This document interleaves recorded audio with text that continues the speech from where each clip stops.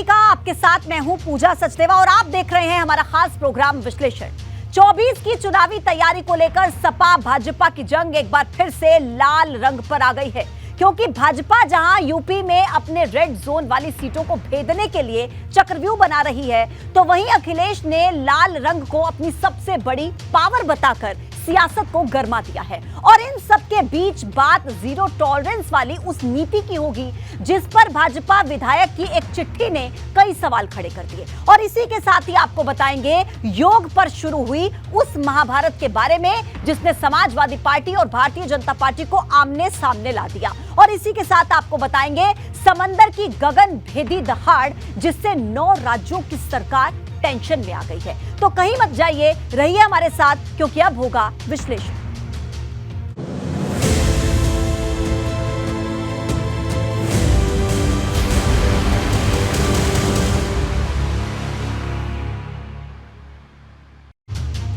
तो चलिए आज विश्लेषण में सबसे पहले बात देश पर अगले 24 घंटे भारी, आज की रात कयामत वाली, क्योंकि अरब सागर पर उठा महा तूफान 150 किलोमीटर की रफ्तार से गुजरात की तरफ बढ़ रहा है।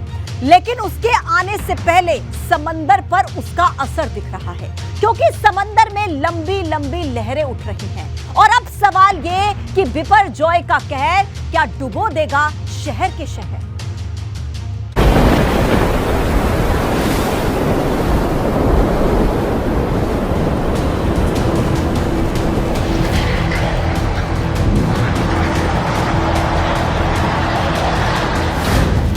अगले 24 घंटे भारी, महाविनाश का अल्टीमेटम जारी।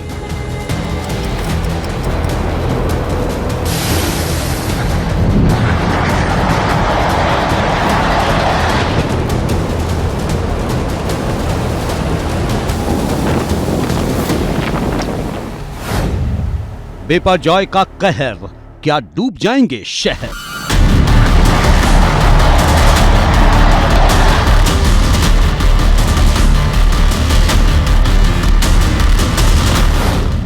गुजरात में तूफान, मुंबई में उफान, अंतरिक्ष में कैद, तबाही के निशान।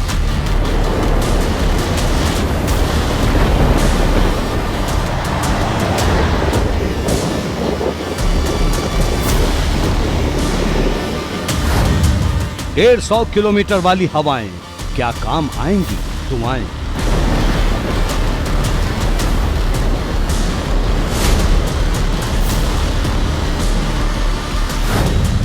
मौसम विभाग हुआ बेबस, निशाने पर गुजरात का कच्छ।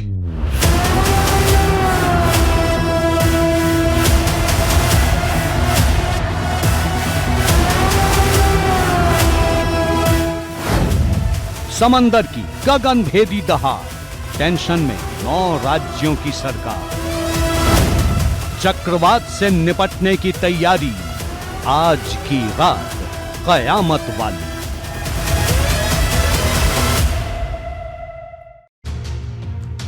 बिपरजॉय को लेकर भारत ही नहीं बल्कि पाकिस्तान तक हलचल है। भारत में 9 राज्यों के कई शहर इसके निशाने पर हैं और 15 जून के दिन ये अपने सबसे ज्यादा रौद्र रूप में होगा, जहां पर यह गुजरात के जखाऊ तट से टकराएगा और फिर राजस्थान की तरफ बढ़ जाएगा। लेकिन जहां जहां से गुजरेगा अपनी तबाही के निशान पीछे छोड़ जाएगा।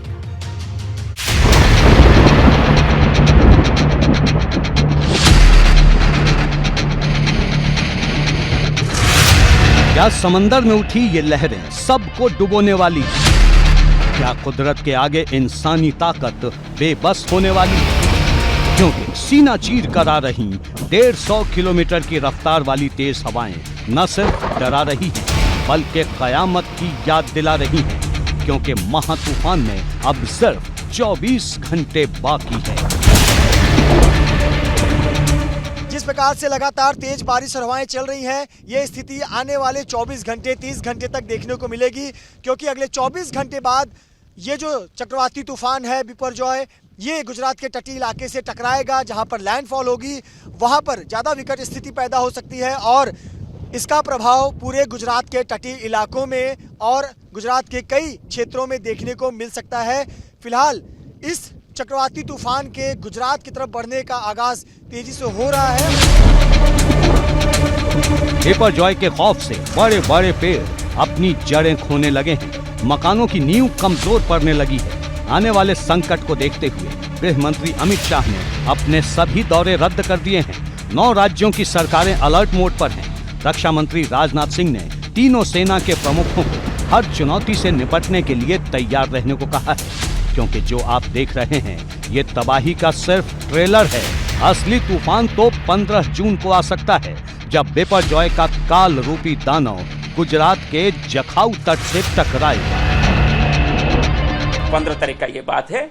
जो मैक्सिमम रेनफॉल आप देख सकते हैं कि एंटायर सौराष्ट्र एंड कच्छ में हेवी रेनफॉल हम एक्सपेक्ट कर रहे हैं, और सबसे ज़्यादा एक्सट्रीम हेवी रेनफॉल हम एक्सपेक्ट कर रहे हैं जो है कच्छ, देवभूमि द्वारका एंड जामनगर डिस्ट्रिक्ट, और heavy to very heavy few places Porbandar, Rajkot, Morbi and Junagadh. मैं ये आपको बोल के रखूँ, ये जो एरिया है यूजुअली इस टाइम पर ज़्यादा रेन नहीं मिलता है, इसीलिए ये जो बारिश होगा, इस बारिश की वजह से इनंडेशन हो सकता है।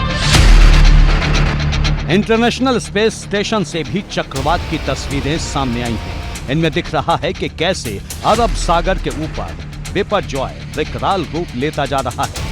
अंतरिक्ष से आई ये तस्वीर डराने वाली है। हालांकि सरकार का दावा है कि हिंदुस्तान बड़ी से बड़ी मुसीबत से निपटने के लिए तैयार है।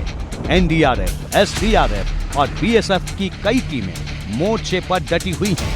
गुजरात के 8 जिलों में 37,000 लोगों को सुरक्षित जगहों पर पहुंचाया गया है। मछुआरों को समंदर से दूर रहने को कहा गया है। पर्यटकों को बीच पर न आने की हिदायत दी गई है, क्योंकि गुजरात में तूफान है तो मुंबई में लहरें उफान पर। कर्नाटक के तटीय जिलों में दहशत छाई है, जहां 73 गांवों के तूफान की चपेट में आने की बात कही जा रही है। इन सब के बीच दुआओं का दौर भी जारी है, क्योंकि अगले 24 घंटे बहुत भारी हैं। एबीपी गंगा के लिए ब्यूरो रिपोर्ट।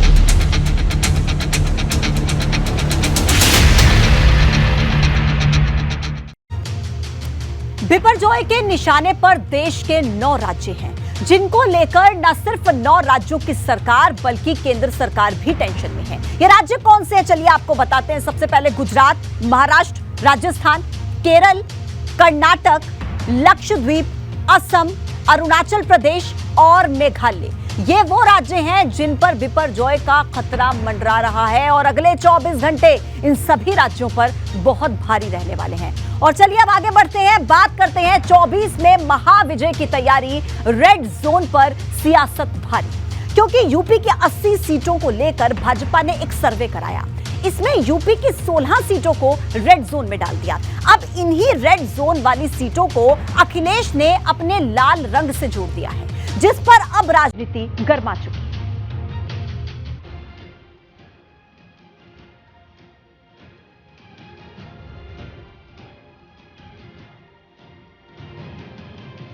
चौबीस में महाविजय की तैयारी, रेड जोन पर सियासत भारी।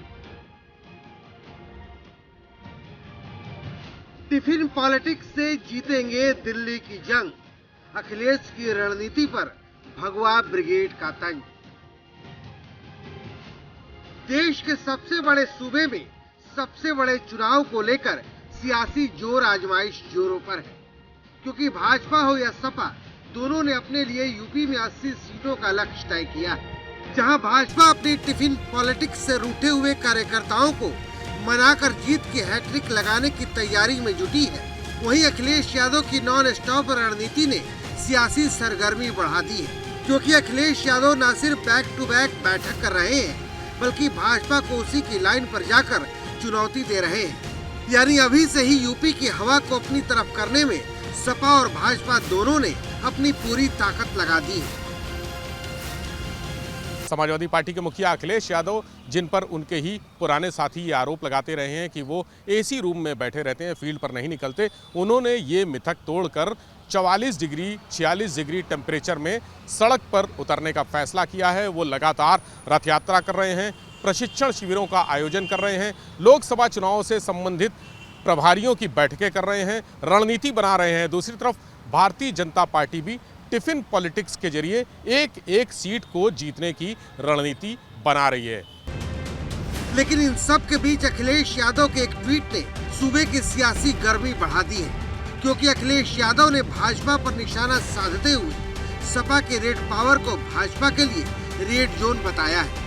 लेकिन अखिलेश यादव का ये ट्वीट भाजपा को इस कदर चुभा है कि अब red power versus red zone को लेकर सपा और भाजपा में जुबानी जंग छिड़ गई। इस लाल टोपी लाल झंडे के पीछे जो गुंडई को पूरी तरीके से संरक्षित करते थे, पल्लवित तो पोषित करते थे, ऐसे लोग कहते हैं कि इनकी रेड पावर से भारतीय जनता पार्टी घबरा गई है। इनको समझ में नहीं आता कि यही रेड पावर जो इनकी जो है, माने गुंडई की जो पावर है, इसको ही पूरी तरीके से समाप्त करने के लिए जनादेश जनता ने श्री योगी जी को दिया है। तो हमारे राष्ट्रीय अध्यक्ष जी ने जिस तरफ इशारा किया है कि उनका रेड जोन हमारे लाल, तो लाल जो है हमारा क्रांति का प्रतीक है और लाल रंग की हमारे समाजवादी पार्टी की टोपी भी है जिसको हम सब लगाते हैं। तो निश्चित तौर पर हम क्रांतिकारी नौजवानों के साथ मिल करके, किसानों के साथ मिल करके, समाज के हर वर्ग को जोड़ करके 2024 में भारतीय जनता पार्टी को उत्तर प्रदेश से बाहर करने का पूरी तौर पर प्रयास। अखिलेश यादव ने अपने ट्वीट में साफ तौर पर लिखा है कि दरअसल ये रेड जोन की जो सीटें हैं बीजेपी के लिए खतरे की घंटी हैं। साथ ही साथ ट्वीट में आगे अखिलेश यादव ने लिखा है कि समाजवादी पार्टी का जो रेड पावर है वो बीजेपी के लिए रेड जोन है। अब अखिलेश यादव के इस ट्वीट पर बीजेपी सांसद सुब्रत पाठक ने निशाना साधा है। सुब्रत पाठक का साफ तौर पर कहना है कि समाजवादी पार्टी का जो लाल रंग है, लाल टोपी है और लाल झंडा, वो गुंडई का प्रतीक है और इसीलिए प्रदेश की जनता ने जनादेश देकर बीजेपी की सरकार को चुना और लाल रंग का जो पावर था, जो गुंडई थी, उसे खत्म कर दिया। गौरतलब है कि भाजपा ने यूपी के सभी 80 सीटों का आंतरिक सर्वे कराया है, जिसमें यूपी की उन सीटों को रेड जोन में डाला है जिन्हें भाजपा 2019 में हार गई थी। इनमें रायबरेली, अमरोहा, घोसी, सहारनपुर, लालगंज, अंबेडकर नगर, मुरादाबाद, संभल, नगीना, बिजनौर, मैनपुरी के साथ साथ रामपुर, आजमगढ़ को भी रखा गया है। इसके अलावा पिछली बार जीती इटावा और फिरोजाबाद और बदायूं की सीट को भी बीजेपी ने रेड जोन में रखा है। सूत्रों की माने तो इन सीटों पर भाजपा सबसे ज्यादा मेहनत करने वाली है। कहा यह भी जा रहा है कि पीएम मोदी के आने वाले वक्त में सबसे ज्यादा रैली भी इन्हीं सीटों पर होगी। लेकिन जिस तरह से भाजपा और सपा के बीच रेड पावर और रेड जोन वाली जंग छिड़ी है, उससे सवाल बड़ा हो गया है कि क्या 2024 की सबसे बड़ी लड़ाई इन्हीं सीटों पर होगी। लखनऊ से विवेक त्रिपाठी के साथ अनुभव शुक्ला, एबीपी गंगा। और अब बात भाजपा विधायक से रिश्वत वाली लूट, अधिकारियों को किसने दी छूट? ये सवाल इसलिए कि अगर एक विधायक को अपने काम करने के लिए रिश्वत देनी पड़ जाए तो जरा सोचिए कि आम जनमानस को अपने काम कराने के लिए क्या क्या देना होता होगा। क्योंकि रिश्वतखोरी को लेकर भाजपा विधायक प्रदीप चौधरी ने एक चिट्ठी गाजियाबाद के डीएम को लिखी, जिसमें उन्होंने शस्त्र लाइसेंस रिन्यू कराने पर 48,000 रुपए की रिश्वत असला बाबू को देने की शिकायत की है। अब इस पर राजनीति गर्मा गई है, क्योंकि 2 महीने पहले लिखी चिट्ठी अब सामने आई, जो कि खूब वायरल हो गई।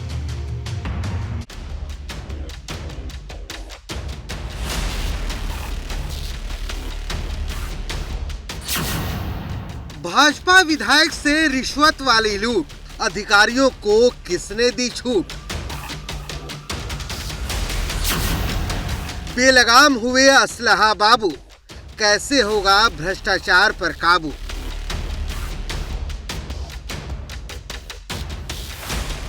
सूबे की सरकार दावा करती है कि वो जीरो टॉलरेंस की नीति पर काम करती है, जहां रिश्वत मांगना तो दूर, रिश्वत का नाम लेना भी गुनाह है।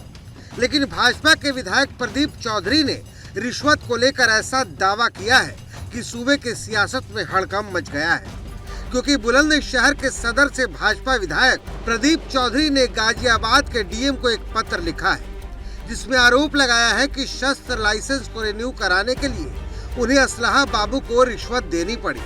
इस लेटर में विधायक ने यह भी लिखा है कि उन्होंने असलहा बाबू से कहा था कि वो विधायक है और सत्ताधारी पार्टी के विधायक है, लेकिन इसके बाद भी असलहा बाबू नहीं माने और 48,000 रुपए देकर अपना काम कराना पड़ा।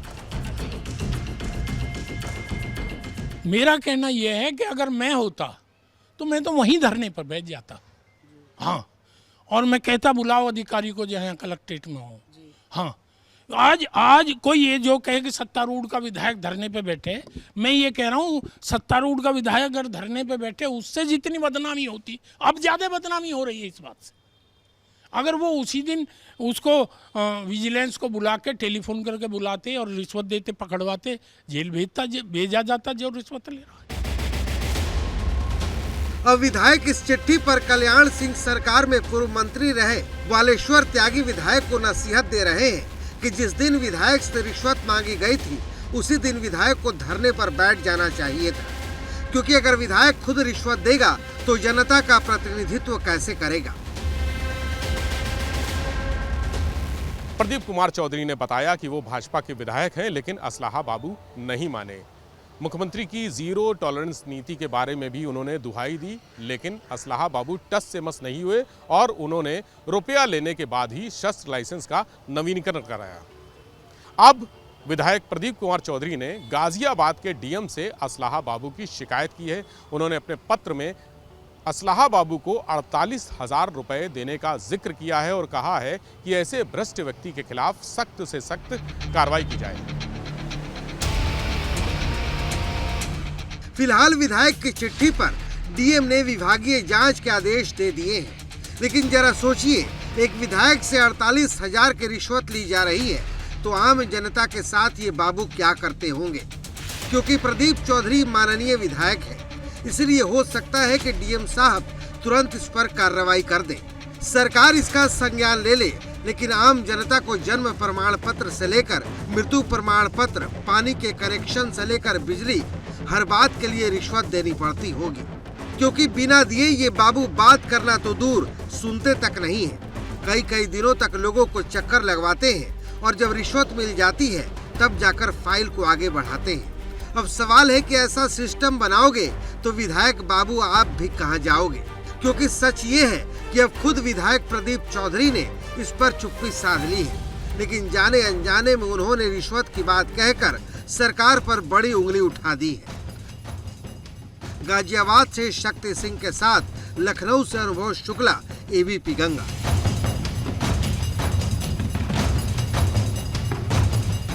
और विश्लेषण में अब बात मदरसों में योग पर महाभारत, सूर्य नमस्कार पर सियासी संग्राम।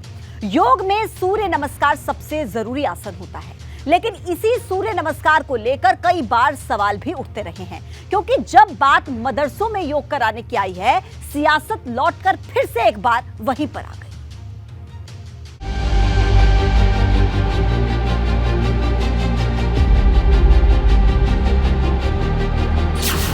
मदरसों में योग, सियासत वाला रोग। सपा सांसद का तर्क, भाजपा का आतंक वाला अलर्ट। 21 जून को अंतर्राष्ट्रीय योग दिवस है। इस दिन मदरसों और दरगाह में भी योग कराने की तैयारी हो रही है, लेकिन सपा सांसद शफीकुर रहमान बर्क ने मदरसों में योग को लेकर ऐसी बात कह दी है कि सियासत गर्म हो चली है। क्योंकि शफीकुर रहमान बर्क ने 21 जून को तालीम दिवस के रूप में मनाने की मांग की है, जिस पर भाजपा के अल्पसंख्यक मोर्चे के अध्यक्ष बासित अली ने ये कहते हुए मोर्चा खोल दिया है कि सपा सांसद मदरसों को आतंक का अड्डा बनाना चाहते हैं। इसका तो ये हिस्सा है नहीं। मदरसों में तालीम के लिए मनाइए, मदरसों के अंदर तो तालीम दिवस मनाना चाहिए। योग दिवस से क्या मतलब है? ये मदरसों में हैरेसमेंट फैलाने के लिए सिर्फ, और ये चाहते हैं कि ये मदरसे न चले। शफीकुर रहमान बर्क को आज वही मदरसों की छवि चाहिए जो वो चाहते थे कि मदरसे आतंकवाद का अड्डा कहलाएं, मदरसे मुसलमानों को बदनाम करने का जरिया बने। आज जब मदरसे दुनिया भर में मुसलमानों का नाम रोशन कर रहे हैं, जब मदरसे दुनिया के साथ चल रहे हैं, तो समाजवादी पार्टी और समाजवादी पार्टी के सांसद शफीकुर रहमान बर्क के पेट में दर्द होने लगता है। बीजेपी के अल्पसंख्यक मोर्चा ने ये तैयारी की थी कि उत्तर प्रदेश के 1000 मदरसों में योग दिवस के मौके पर योग कराया जाएगा, और इसी का विरोध अब समाजवादी पार्टी के सांसद शफीकुर रहमान बर्क कर रहे हैं। वो कह रहे हैं कि अगर मदरसों में कुछ कराना है तो तालीम दिवस मनाइए, जो छात्र हैं उन्हें तालीम दीजिए। अब बीजेपी ने शफीकुर रहमान बर्क के इस बयान पर हमला बोलते हुए साफ तौर पर कहा है कि दरअसल सपा के जो सांसद हैं वो मदरसों को आतंक का अड्डा बनाना चाहते हैं। दरअसल सपा सांसद शफीकुर रहमान जब भी बोलते हैं विवाद खड़ा हो जाता है। वो इससे पहले भी मदरसों के सर्वे पर सवाल उठा चुके हैं, लेकिन जो बात मदरसों में योग से शुरू हुई है, क्या वो यहीं खत्म हो जाएगी या फिर 21 जून आते आते और बड़ी हो जाएगी? एबीपी गंगा के लिए अनुभव शुक्ला।